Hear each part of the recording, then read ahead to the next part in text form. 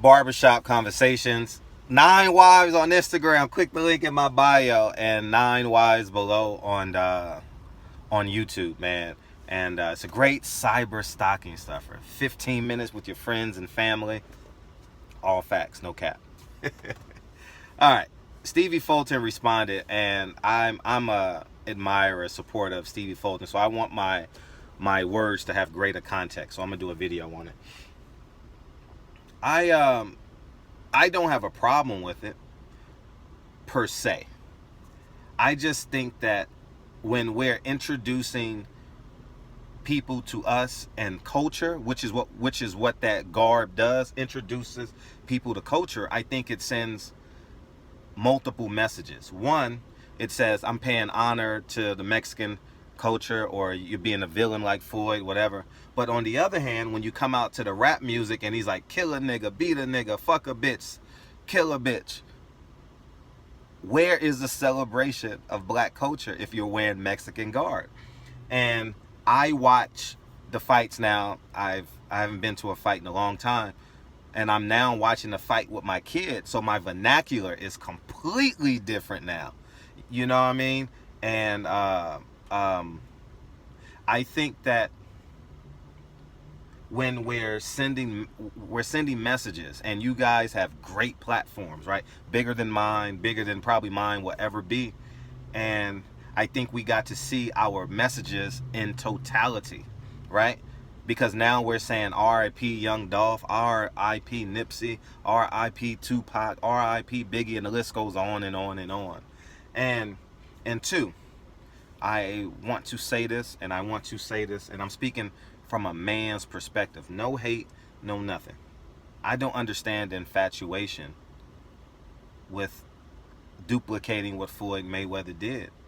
And I'm talking from a man's perspective, from a grown-ass man perspective. Not how much money he has.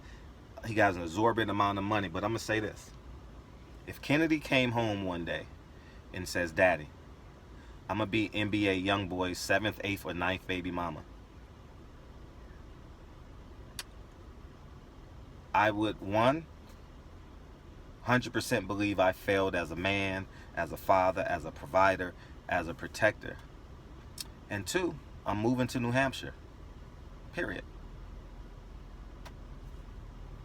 End of discussion. The energy that rap song that you came out to in that Mexican garb, that's NBA YoungBoy's life, and the energy that he just generated through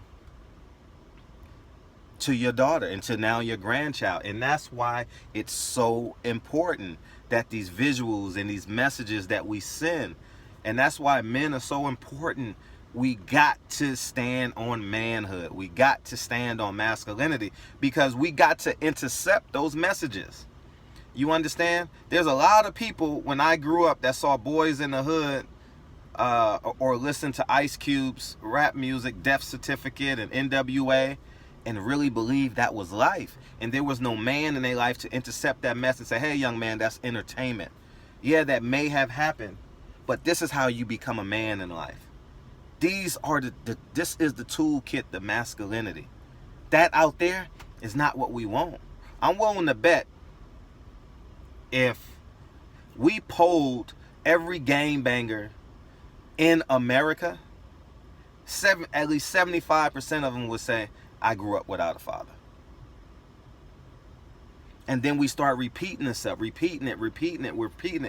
We're glorifying the rap music, which energy, you can't break energy. The butterfly effect is real. It goes in the NBA YoungBoy. Our 14, 15, 16-year-old young boys and young girls become infatuated with NBA YoungBoy. They duplicate his life as a young male, and the women want him as their man, because that is defined as masculinity. And that's just where I come from. I know I speak without a filter because I owe nobody nothing. You understand? And I think like it's the most as concentrated as your message be, is the most potent it can be. And I say everything out of self-experiment, introspection, being introspective, and from a place of you either great or you're not. That's it.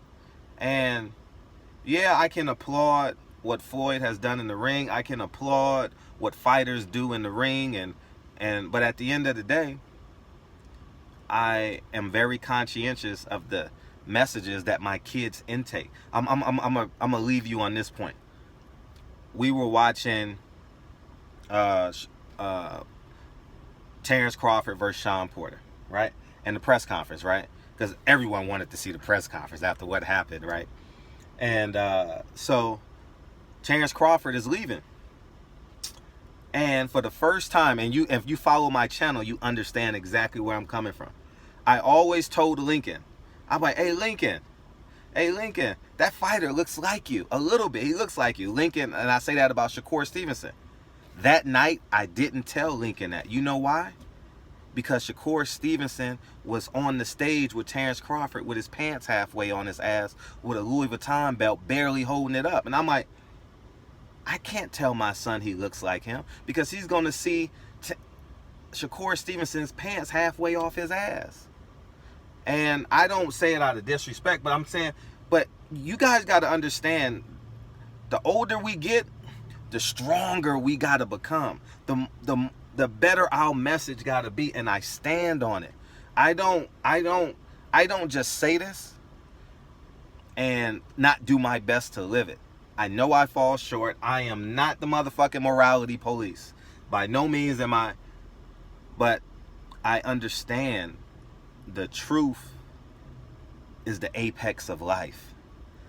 Me being a man, me being 100% living in my masculinity is the apex of my existence. And I know money is a tool. I know education is a tool. But being a masculine man, you know, I experience great men every day. Some of them are not worth $100,000. Some of them are worth millions of dollars. Some of them own their own business. Some of them have a fruitful business. Some of them are living paycheck to paycheck. I don't go to them and shake their hand and be like, I'm better than him. I look at his masculinity and I'll be like, man, that's a man. You understand? Like, and that's where we need to be. And that's just where I'm at with it, man. And I love and care for Stevie Fulton and Shakur Stevenson and all those brothers. Like, for real, for real. And when they talk to me, I tell them the truth. No fighter in the history of this sport can ever say Fred filibuster the conversation. I won't do it. Because I can't have that blood on my hands. You understand? I can't not tell you the truth or what I believe to be the truth, because I can be wrong sometimes. But my messages are out of love, and I only have 2 minutes with y'all, person to person, because y'all got great lives to live, and the world loves y'all. So I try and use my platform to reach as many people as I can, because it's the truth. And Floyd has done an astronomical job. But what will be the legacy of your masculinity and your last name?